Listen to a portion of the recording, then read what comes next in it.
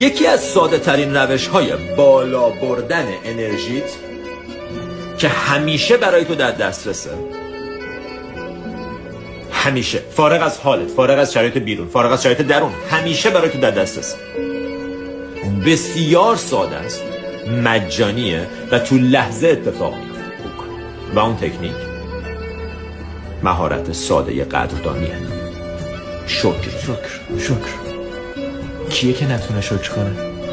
بذار بهت بگم، تو الان چقدر چیز برا شکر کردن داری.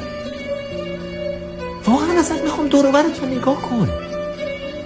5 تا انگشت، یه دست، 5 تا دیگه، یه دست دیگه، 2 تا چشم، 2 تا گوش، میشنون یا نمیشنون؟